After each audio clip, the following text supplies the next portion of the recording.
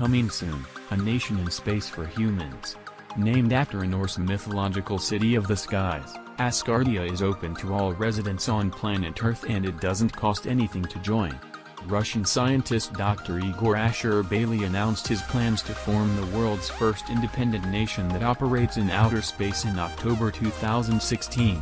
Since then, hundreds of thousands of people have signed up to be citizens. Asher-Bailey says the project's mission is to provide a peaceful society, offer easier access to space technologies, and protect Earth from space threats, such as asteroids and man-made debris in space. But there's a catch. Rather than residing in outer space, Asgardia citizens will, for the time being, remain based on Earth. Getting it off the ground within 40 hours of the project being announced, over 100,000 people applied for citizenship on Asgardia's website. After 3 weeks, Asgardia had 500,000 applicants. Anyone over 18 and with an email address, regardless of gender, nationality, race, religion, and financial standing was able to sign up, including ex-convicts, provided they are clear of charges at the time of application. Deluged, Asher-Bailey introduced a stronger verification process asking for additional details such as date of birth and address. Subsequently, the number of citizens has reduced. Today there are about 211,000 members from 217 countries, with the majority being aged between 18 and 35 years old. There are over 130,000 English speakers, but China has the largest number of Asgardians with 28,000 of its citizens having signed up. The gender balance, or imbalance, is 83% male to 16% female, with the remaining people identifying as other.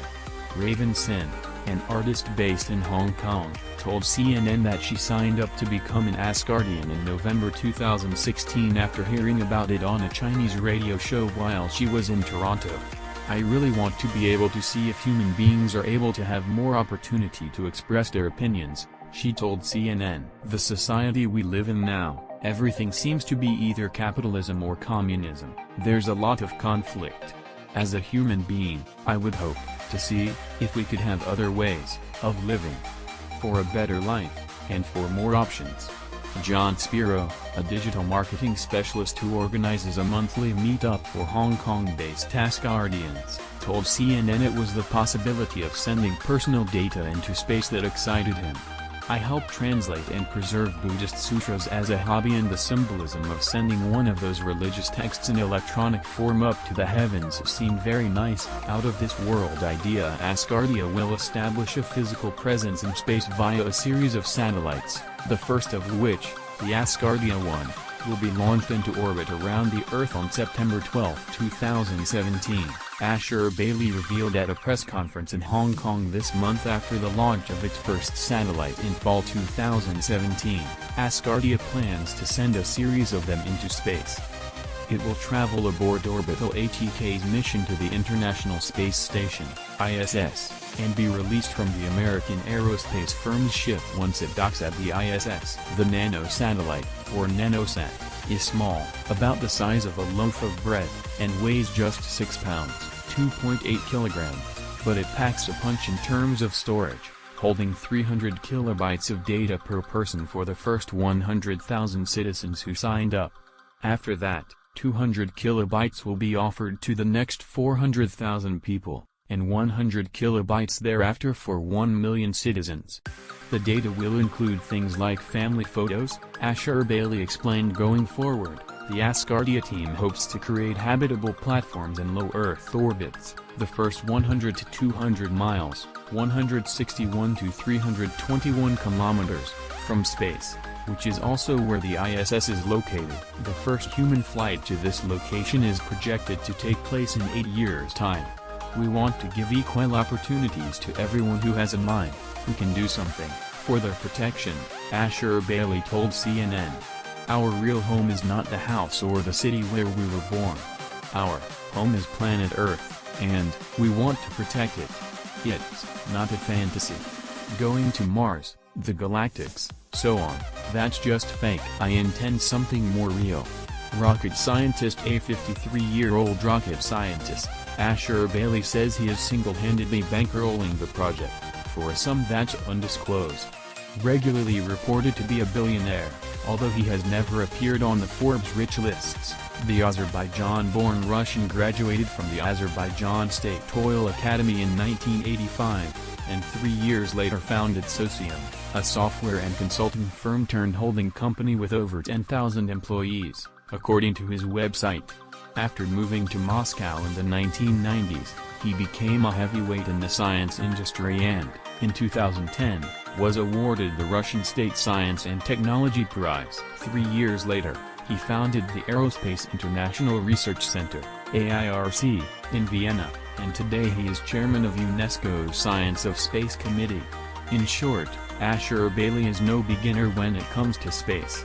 He did, however, resign from all governmental organizations in 2011, according to his website, and now claims to be politically neutral. At the conference in Hong Kong, Ashur Bailey explained that Asgardia is a project he has been dreaming of since childhood. "I was interested in doing something unusual that nobody else was doing," Ashur Bailey told CNN. "It was my dream to create an independent country." That ambition became more concrete after Ashur Bailey gave a speech at a conference on space law at McGill University in Montreal in 2016, where he was inspired by a discussion about the laws governing murder, marriage and divorce in space. "I thought, why not organize a country? Not only for lawyers, but for technicians, for engineers, for every human, because he's currently restricted by the laws of the country he was born in." Currently space law is adhered to in the form of the Outer Space Treaty, signed by 103 countries including the US and Russia. Asgardia advocates for the creation of a new legal platform in space. Becoming a legitimate country, Ashur Bailey says Asgardia will apply for UN recognition as a nation in 2018. If the Security Council approves the application, then 2/3 of members of the General Assembly must vote for its admission. But whether Asgardia will get that far is uncertain. A state has to have these characteristics: a permanent population, a defined territory, a government, and the capacity to enter into relations with other states. And it must be recognized as a state by other states. Joanne Gabrielowicz, a space law expert and professor at the Beijing Institute of Technology's School of Law, told CNN. So the premise that Asgardia is a nation is debatable. Ashur Bailey says Asgardia will form a democratic government in the next 6 months, and then a court, prosecutor's office, National Audit Office and the other governmental bodies. When asked by CNN how Asgardia intends to provide peace to its citizens without a physical settlement, Ashur Bailey says the nation's citizens can take advantage of their dual citizenship. "If I have problems on Earth, I'll have my embassy from Asgardia.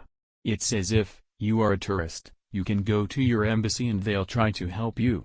Governmental departments will be run by Asgardians in the locations they represent, while the administrative center will be in Vienna." Ashur Bailey does, however, recognize the multitude of issues that come with forming his own nation, let alone one based in space. "We have to be like a normal country. All countries have problems, and soon we will have the same problems," he tells CNN. "But we will have more than normal countries because we are not on Earth.